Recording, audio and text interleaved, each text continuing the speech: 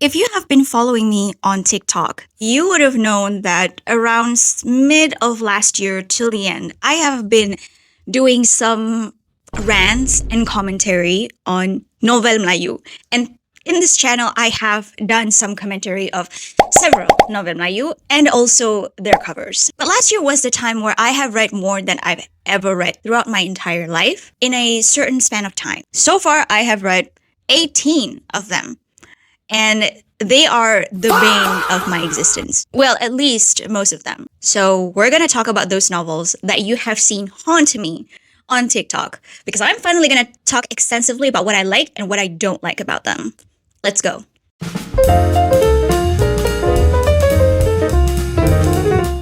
Before I start, happy Ramadan, happy Lent, happy Black History Month. Well, recently it's Valentine's. As of me shooting this right now, this is the third day of Ramadan. This is the third day of fasting. I'm hopeful. Yes, I am hopeful for today. I tried to do this at nighttime where it is cooler, but I got sleepy. So I'm just doing this in the morning where hopefully everything is quiet because normally it's quite noisy with my neighbors doing stuff. Ramadan seems to be a bit quiet this year, so yeah, let's take this opportunity. So before I continue, let me give you some context on what led to this. Like, why did I buy them and why did I read them if I'm gonna resent them? And if you have been following me on Goodreads or following me on TikTok or know me in real life, you know that I don't really read novel Melayu. It's not that I don't read them at all. I do read them, but it's just not as often. It's a very rare occasion. I already know most of the time I'm gonna be met with the same shit over and over again. So why did I ended up reading so many things that I claim not to really be a fan of? Well, it all started because of one drama. Specifically in August last year, I was pretty much in love, more like obsessed, with a certain Malay drama called Hilang dalam Rindu. And I stumbled upon it by chance. In certain months, I have a Turkish drama season. In certain months, I have Chinese drama season. In certain months, I have a Korean drama season. And sometimes I don't watch dramas at all. I go straight to English TV series. When I stumbled upon that drama, it just brings me right into my drama Melayu phase. It's nothing new, but it is interesting enough to get me hooked. I watched the drama till the end. I even go to the extent of finding the book. Yeah, this is the one that started it all, by the way. I ended up with 2 copies of the book. Both of them I got signed. If you want the signed copy of the book, I have one more copy. DM me on TikTok, I'll give it to you. And now I guess it is appropriate for me to start reviewing Hilang by Ieya Azwari.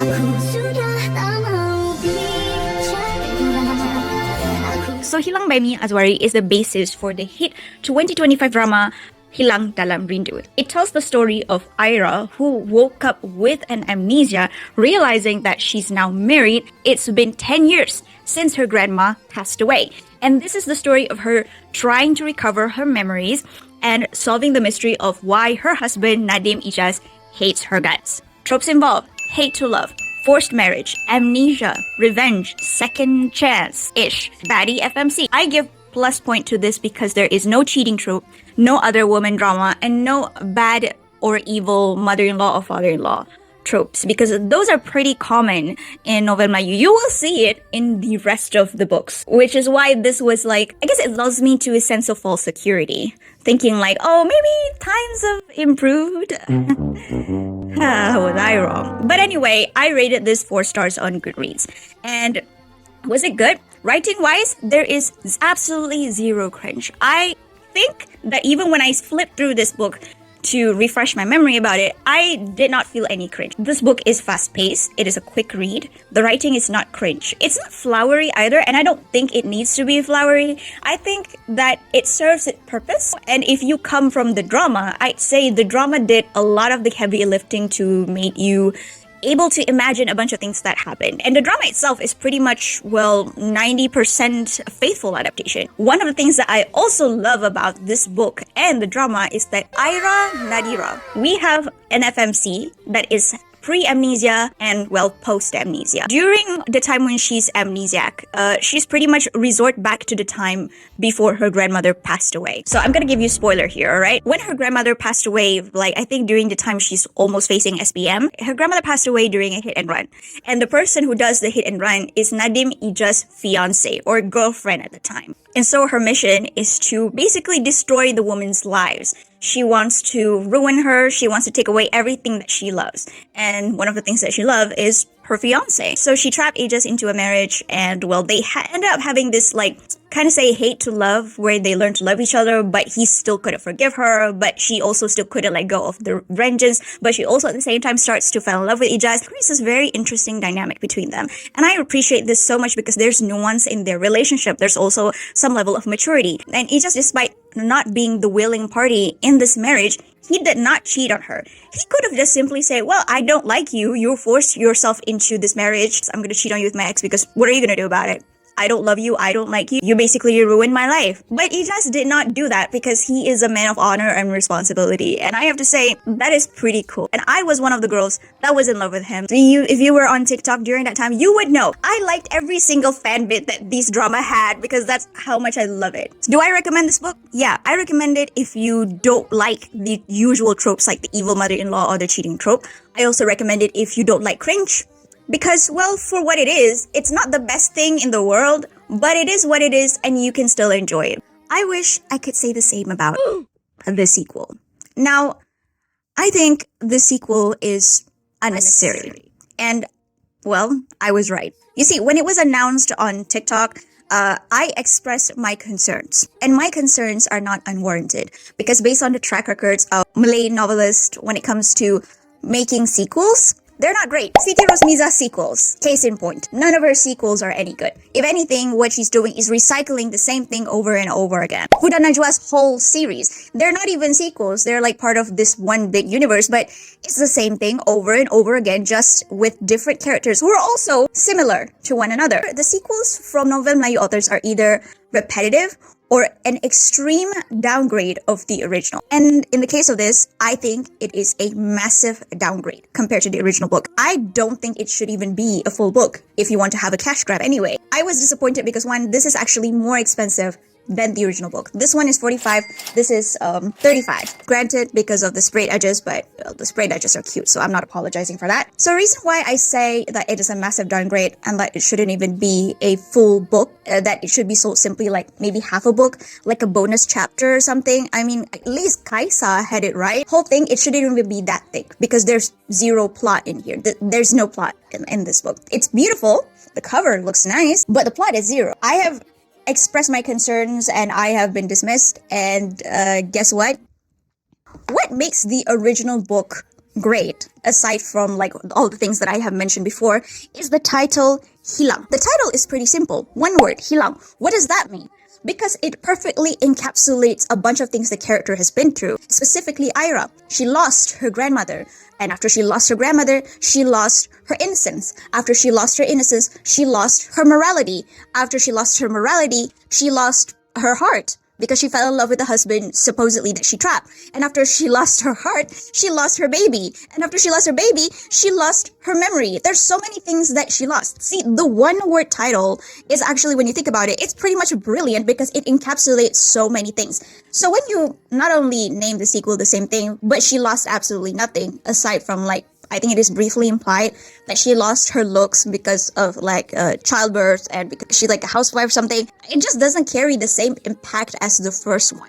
I believe that if you want to sell this like for half a book at 25 bucks and then make it like a bonus chapter, like, oh, what's happily ever after for Ieya and Ieya? Because for it to be called a sequel, it needs to have a plot. There needs to be something that is unresolved in here for you to continue in here. But everything has been resolved in here. Ieya got her revenge. She had a happy marriage with Ieya that had a baby. So there is really no point for this but for cash grab because you want to sell it on SIBF. And everybody likes money. One of the things I can give this credit is that it kept the character of Ieya and Ieya consistent. And it sort of explored the dynamic since they come from very different backgrounds. Ieya is a rich dude, Ieya comes from the village, and yeah, at least their married life shows that. But again, there is no plot. So it makes this book really feels like a filthy cash grab for me. However, it does give it a downgrade because they take away the character development that these two already have in the first book. One of the character development that these two have was communication. They both learn to understand and communicate with each other and stop keeping secrets. But then you have these two, again, regress to their former selves to keeping secrets. You just keep secrets from Ieya. And if you're gonna tell me like, oh yeah, this is supposed to be comeuppance because Ieya kept secret from Ijaz, nah, it doesn't work that way. They already have that character development. Why are you making them regressive? I rate this 2 stars. It is boring, zero plot. It shouldn't be a full book. It should just be like a bonus chapter sold or something. And speaking of filthy cash grab, nothing beats this one in this list.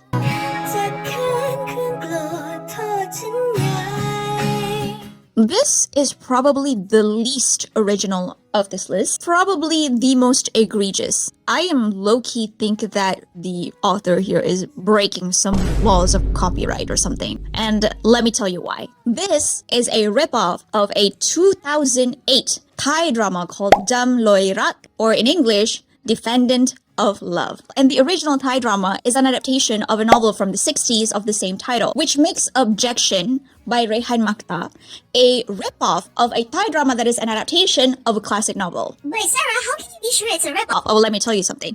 Dam Loi Rak tells the story of Thariq, a pearl farmer from southern Thailand who kidnaps a girl. He calls the girl Sansani because he believes that she is the girl who drove his younger brother Harin to his death to do Su of Sai. Unbeknownst to him, he actually misunderstood because the girl he kidnaps is actually Harin's best friend, Soraya, who is also the cousin of Sansani. Thus began their conflict as Soraya tries over and over again to tell Harit, yo, I am not Sansani. And Harit finds himself attracted to the woman whom, from his perspective, caused his brother's demise. Tropes involved: kidnapping, revenge, hate to love, misunderstanding, Cinderella stranded, forced proximity. Whilst there are some changes to the story, over 70% of the story is similar to Dam Loi Rak. So yes, 70%. That is a ripoff. And out of everything in this list, this one genuinely gives me the most ick because it relies on her reader having zero knowledge of the drama. Guess what? I know. How long do you think you can get away with this? Fool me once, shame on you. If fool me, we can't get fooled again. And maybe some of you think, oh yeah, well, she made some changes. When the copy is that egregious, you think I'm gonna give it grace? So I will list down the similarities, okay? 1. FMC is kidnapped to a private island. 2. MMC thinks she's responsible for her brother's death. 3. It's actually the FMC's sister who dated and broke up with him thinking he's a broke artist. 4. MMC's dead brother is a painter. 5. MMC brother and FMC were friends, but he never tell about how rich he is or his family. 6. MMC tortured FMC by forcing her to live in a dilapidated hut, having to carry water from the well, etc. 7. MMC threatened to essay FMC multiple times. 8. MMC has a mute assistant. 9. MMC owns an oyster farm in Thailand. 10. FMC treated poorly by her own family. And there's actually others, and you will notice it if you watch the whole drama and then read the book. You'll see that. However, there are several differences, and here's why. MMC did not essay the FMC because in the drama, yeah, the SA ended up happening. 2. FMC actually has character growth and stood up for herself when she returned to her home. 3. MMC is actually kinda cringy when he discovered the truth. I actually prefer Harit in the original drama for this case. 4. This actually has the better ending where the moment she left her family, it is with her father's blessings and was actually really moving. But the biggest problem with Objection is that it is set in the age of social media.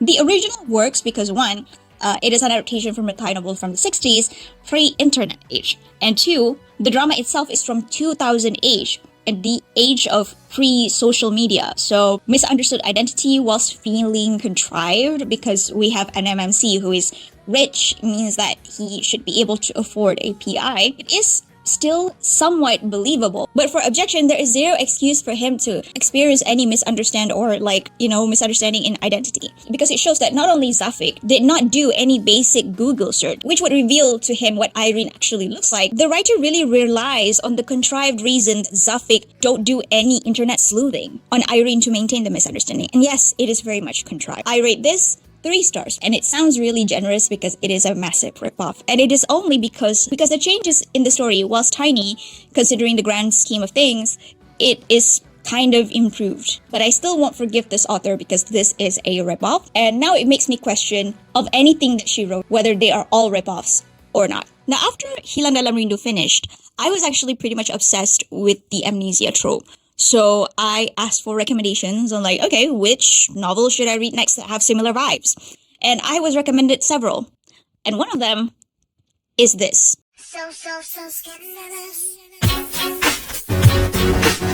So after finishing Hilang, I was high on the stories with similar premise, and thus I was recommended some novels. And among them are Scandalous by Pena Kayu. And Pena Kayu is the only author in this list that is independently published. So kudos to you, Pena Kayu. So naturally, I'm looking for any similarities. And there are some, but not much that I would warrant that they are similar stories. The similarities between this and Hilang stops at the FMC in this book, Irina, waking up married to Haris, who seems to hate her guts. And throughout the story, it is about her discovering why and how they got married. But unlike Hilang, which I already mentioned is a much simpler story and more straightforward, Scandalous is more complicated. So tropes involve amnesia, hate to love, evil mother-in-law, which not really a fan, pregnancy. Unlike Hilang, which focuses more on the romance, Scandalous reads more like a psychological mystery.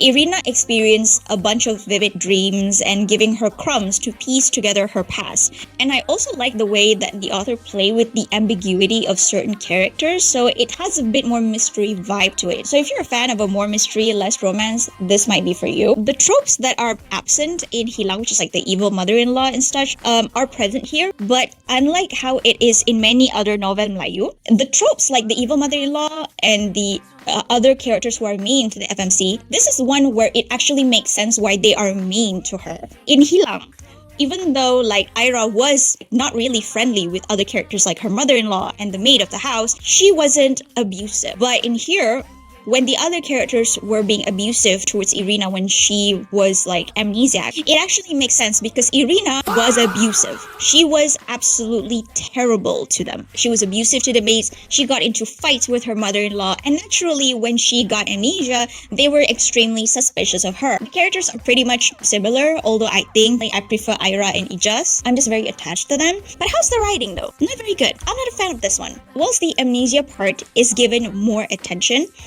the romance really does not do it for me.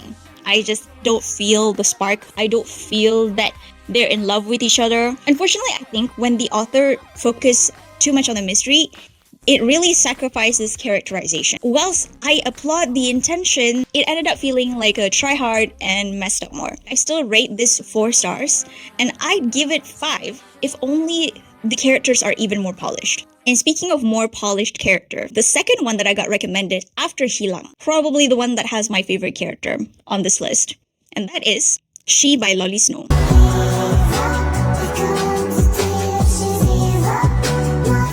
This is the second book that I read to satisfy my post-Hilang yearning. She tells the story of Kal, as he was forced to marry a homeless amnesiac woman whom he named Shifrin.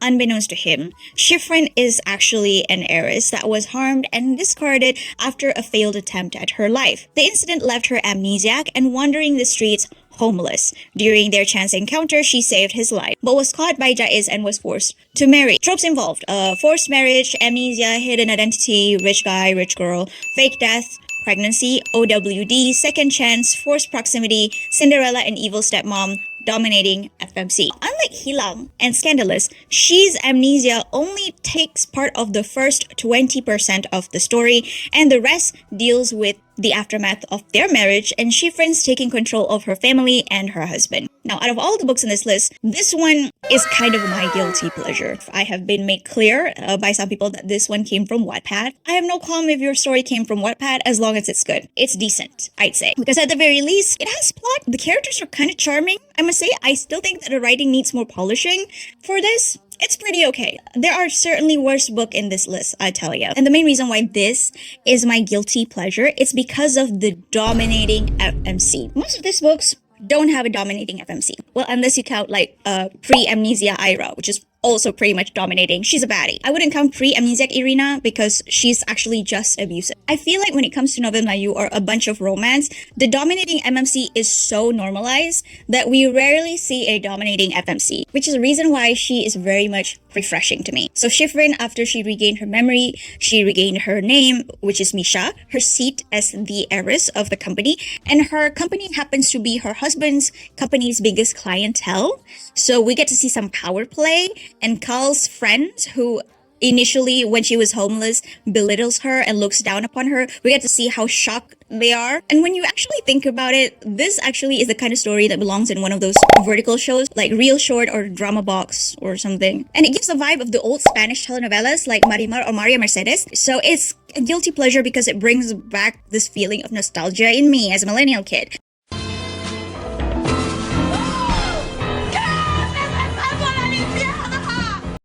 And let's just say that as an FMC, Misha slaps, okay? Because, well, at the very least, until midway in the book. She kind of regresses as the story progresses, but midway of the book, for me, is the highlight. Misha is an unapologetic baddie. Why this is so important to me? Because most novel Melayu authors, you say that she's a strong character, but she never actually do anything that represents her strength. And most of the FMC in novel Melayu will always be meek, docile. Now, in Hilang, pre-amnesia Iram, she's a baddie, to the extent where she takes the first initiative of, for them sleeping together for the first time. Kind of confident, very badass, I love her. But Misha actually takes it to the next level because she's just straight up kidnaps her husband so that they can sleep together. Because when she was amnesiac, they did not have the opportunity to do so, to consummate their marriage. So once she gained her memory, her money, her power, she's like, I'm gonna get my man. And I have to say, respect. We need more baddie FMC. My problem with this book is that it gets really unnecessarily long. The last 40% of the book gets really boring. The author really tried to cram so many subplots, one involving a second couple, a weird last-minute threat, and Misha's response, which is kind of honestly out of character to me. And I think if they actually remove the subplot, the story would pace better. I rate this 4 stars. Whilst it sounds generous for a Wattpad story, it pleases me because Misha's part is just so damn good. I love it. So far, I have been talking a lot about books with the revenge genre, but the next one is honestly very polarizing.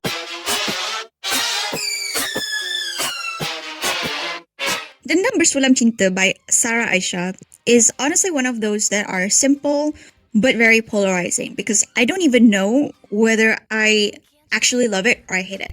All I can say is that I have a love-hate relationship with this book. But in general, it is polarizing because I saw how people react to the book. They react negatively on what I think is an important part of the book. But on the other hand, I find that when it does that part, it does it better than others in similar ways. It is a story about Jannah, who married her first love, Amsha, only for him to reveal that the marriage only happens because he's out for revenge against Jannah's father. It's pretty much a simple, straightforward revenge drama. Honestly, I'm grateful for it being straightforward because the other revenge stories in this list, aside from Hilang, the rest of them have been honestly kind of convoluted. Tropes involve revenge, hate to love, emotional scars, and redemption. Amshar is honestly the second most diabolical MMC in this list because of the extent he went to take revenge on Jannah's father. If you're thinking of getting this book, I'll warn you that it contains R-word. So if you're easily triggered, please be warned. Whilst the story is simplistic and the R-word trope is problematic, I give credit to one thing that it does well: characters healing from emotional scars. In most revenge stories where the characters did terrible things to each other, sometimes moral lines have been crossed. The happy ending feels very unearned. I give you one example. Andai Itu Takdirnya by Siti Rosmiza,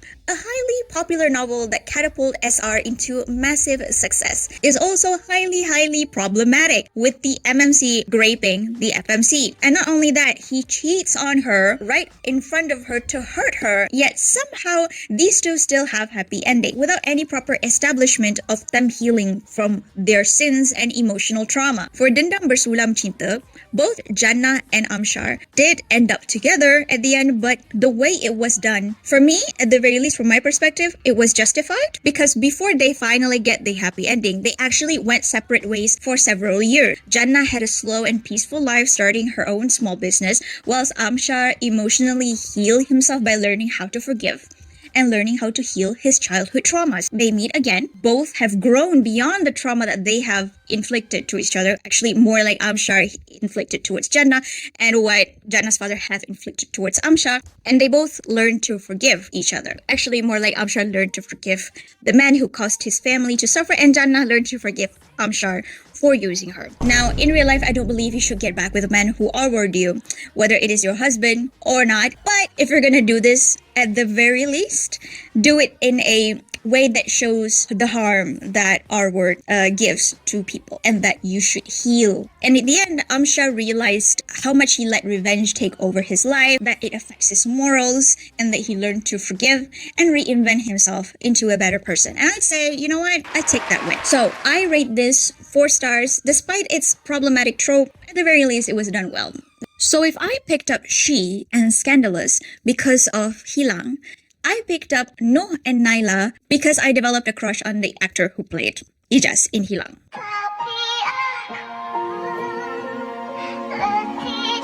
So I started watching his other drama. Naturally, those dramas are also adapted from a novel. One of them is this.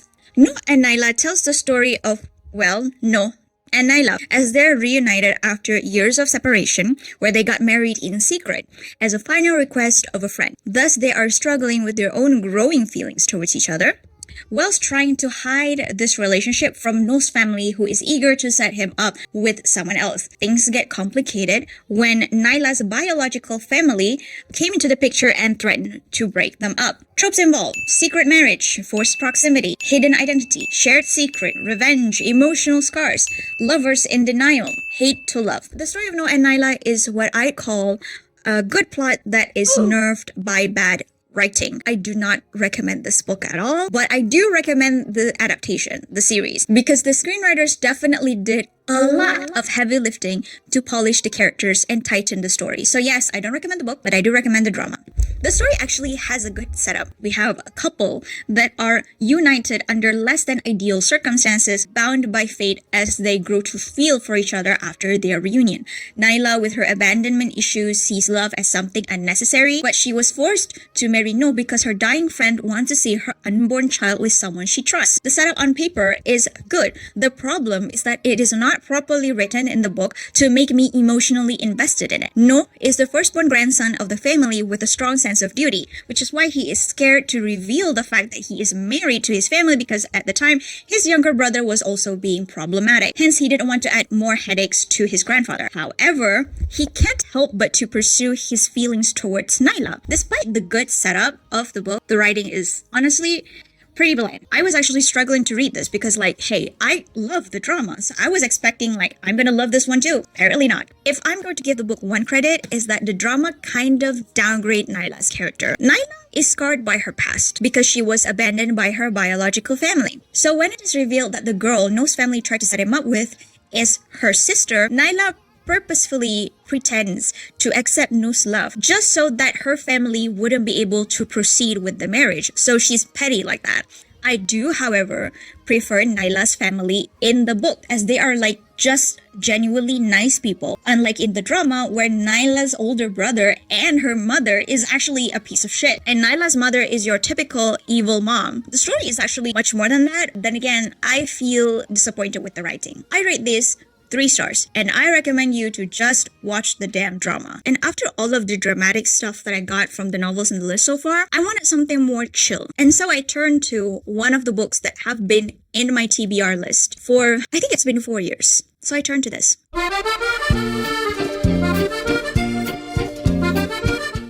Now, I don't usually like romance involving kids. It's just not my cup of tea, even after reading this. This is a story about Khairina, whom due to her father basically disowned her, she was forced to get a job during her final year of studying by being a nanny to a son of a single father, Esli. Now, their relationship blossomed until the return of Esli's ex-wife, who is determined to get her son back. The story is straightforward in a way that it is simply about a single dad, fell in love, learned to make peace with his mistake of marrying the wrong woman. They are literally just average people.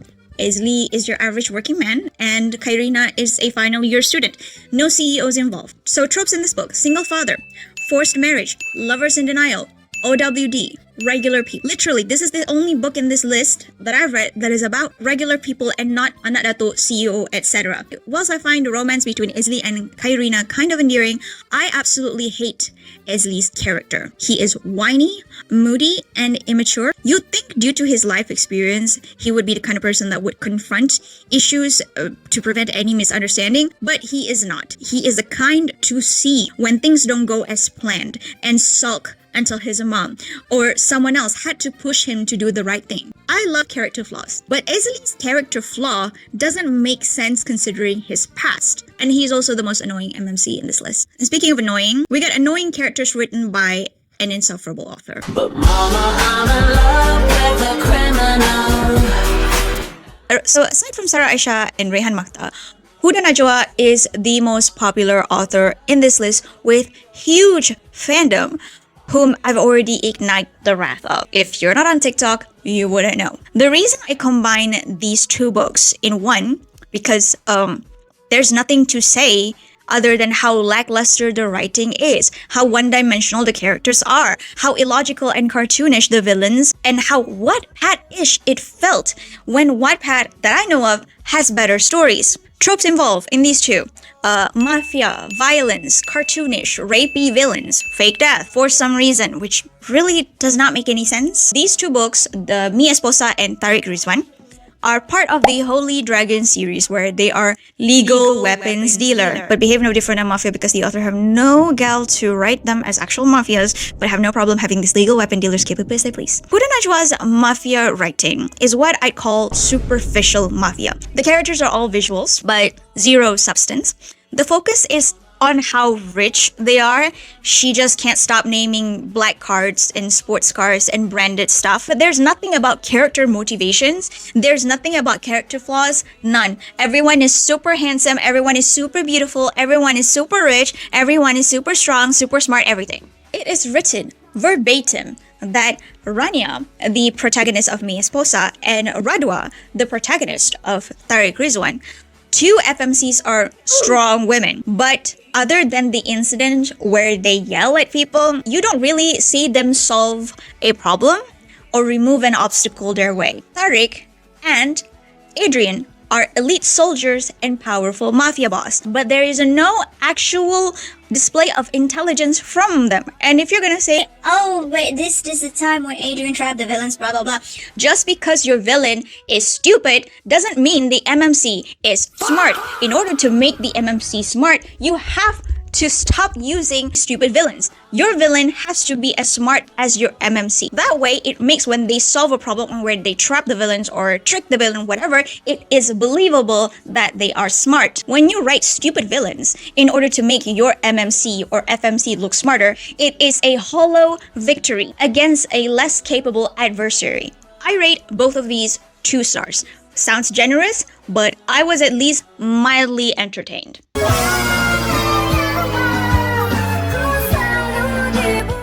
This is the final book that I buy for the sake of satisfying my post-Hilang dalam rindu yearning.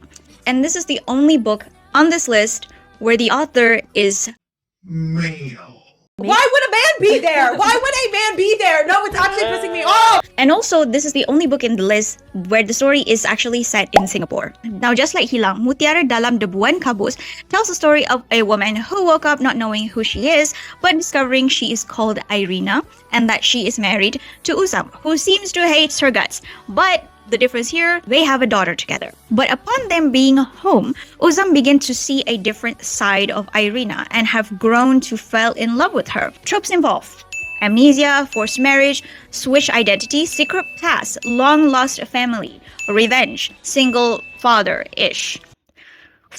I hate to say this, but this is actually one of the worst book in this list. Irina, if you can't already tell, is not actually her name. I'm just gonna spoil it. Our main character is actually Aslin, Irina's long-lost twin sister. During the beginning of the story, Irina has been missing for some time, and Aslin's accident and being found made everyone think that she is Irina. If you think this is like a Nuh Nayla thing, where the drama is better than the book, don't waste your time, because the drama is even worse and even more convoluted. The biggest sin of this book is that the writing is expository from start to finish. The characters are either boring, like Aslin, or cartoonishly evil, like Irina's aunt, or stupid and careless, like Uzam. I'm not joking, like towards the end, when Uzam's daughter got kidnapped for a last-minute conflict, he is still in the mood to eat. He legit say, Oh yeah, I'm starving. Let's eat first before we search for our daughter. kidding me right now, bitch? Father of the Year. The mystery is also very convoluted as heck. Like, it tries to be complex, but fails spectacularly. And it is boring because our main character doesn't even move the plot, but is only a passive passenger in the story. This is a 1 star. This book is a reminder to me and myself to never ever again pick a book based on my crush on a certain actor.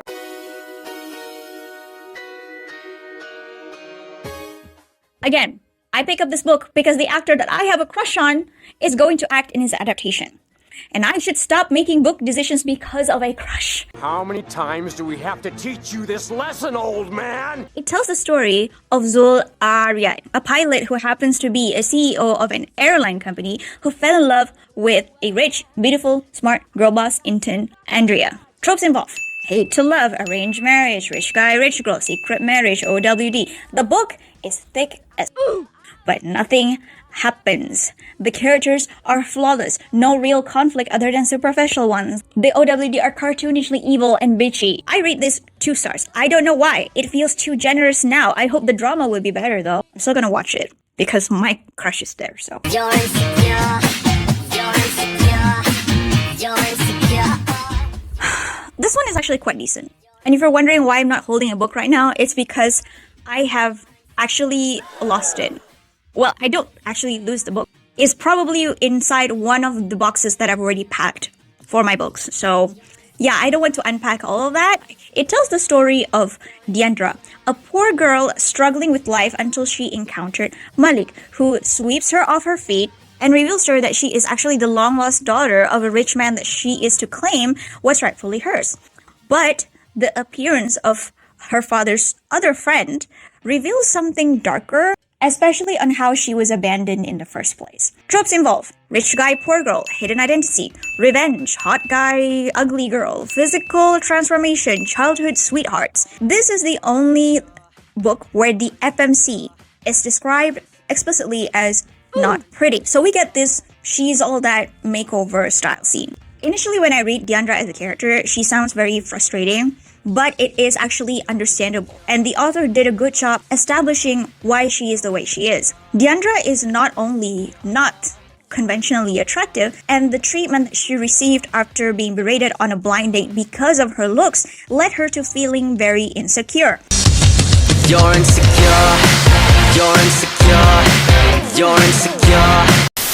Overthinking and suspicious when she is treated well by Malik, even when it is established he is 100% sincere about her. It is her lack of self-esteem that led her to be so guarded, which actually gives Malik a hard time winning her over, especially when, in real life, Malik's action would be considered lovable. These character traits led her to self-sabotage a lot of things in her life, especially in the beginning of the story. I love that when she transformed herself, she experienced the truth of pretty privilege, that even the blind date that berates her for being unattractive changes mind. However, the thing that I don't like is that how she is still friends with her so-called BFF. So she has a BFF, Ina, who is described as pretty, and I don't like Ina because she has been established to feel jealous over Deandra, because somehow Deandra with her looks managed to snag Malik. Of course, Deandra will have her own partner later, but it still shows that Deandra is not a very good friend and that Deandra should go out there and find a new one. Now, despite that I actually have not really that much complaint about this book, I rate it 3 stars. Although now when I think about it, it deserves at least a 4. And if anyone's adapting this into a drama, I will freak out if they started casting Anna Jobling, Emilia Henderson, or Siti Khadijah, or any other hot Malaysian baddie, because that wouldn't be book accurate. And speaking of freaking out, this one makes me want to crash out.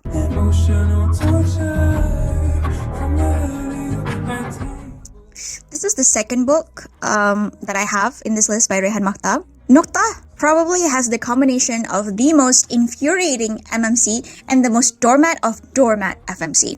Nokta tells the story of Naihara, a regular girl who has to take care of her OKU brother. Naihara encounters Hak, the brother of her mother's new husband, who has a weird fascination towards her. But her relationship with her mother is a secret, as they were abandoned at childhood. Her mother only allows her and her brother in her life as a distant relative. Hak sees Naihara as someone fishy, as if like she is someone out to sell herself to the highest bidder, simply because he sees how his nephew is obsessed with Naihara. So, tropes involved: secret child, family secret, rich guy, poor girl, misunderstanding, convoluted family relationships, weak FMC, dominant possessive MMC, also R-word, and pregnancy by R-word. If you look up the word pain in a dictionary, you would probably see this book. The story could easily be solved if Naihara has a semblance of a backbone. But the story is reliant on Naihara not even having a single vertebrae. The justification of Naihara keeping her mouth shut about her mother lying about being childless to her new husband is simply that she desires for motherly love, which doesn't make any sense when that is the same mother who abandoned you. Not a great plan. I also find Hak still seeing Naihara as an evil bitch trying to break his family when she literally lives poor, raised her OKU brother is ridiculous. Not that I'm saying that people who take care of their family as incapable of being evil, but there's really nothing else in the story that would suggest Naihara as a bad person other than the things she said in anger. A smart person like Hak should have been able to tell like, yo, this girl is probably just has no involvement in any of this. She's just frustrated because I have been provoking her. But Hak is stupid. Everyone here is stupid. You are made of stupid. Also, it doesn't make sense for Hak to, like, all of a sudden just accuse Naihara of being this evil bitch when he also know that his nephew is a freaking spoiled brat. His nephew is not a good person. So honestly, why are you, like, so-called trying to protect your evil nephew from a woman that you see as evil? It doesn't make any fucking sense. Instead of, I don't know, confronting your nephew. You know what? If anything, Hak's character is the representation of how rich people only look out for themselves and they see poor people as the enemy. That doesn't get more Epstein than that. I rate Nokta by Rehan 3 stars, but damn, it is a painful one. I wouldn't recommend it due to the sheer infuriating nature of both characters. Now let's go to the last one, because my suffering is finally over. Mr. Headhunter by Ieya Sya. Don't waste your time.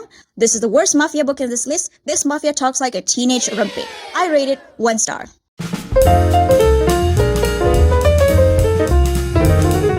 Now that I have reviewed every single novel that caused a lot of drama on TikTok for me last year, so yeah, that's about it. So what are your thoughts about those books? Which one of these do you actually like? Which one of these you don't like? Do you agree or disagree with me? Let me know in the comments below. You can also let me know on Goodreads if you want to. Also, maybe if I miss anything, I apologize, maybe because it's been a while since I read these books and, you know, there's probably something that I forget. So yeah. You can let me know. Anyway, thank you so much for watching. Follow me on TikTok, subscribe to me on YouTube. You can also follow me on Instagram, but I mostly post content on TikTok. So thank you so much for watching, and I will see you guys in the next one.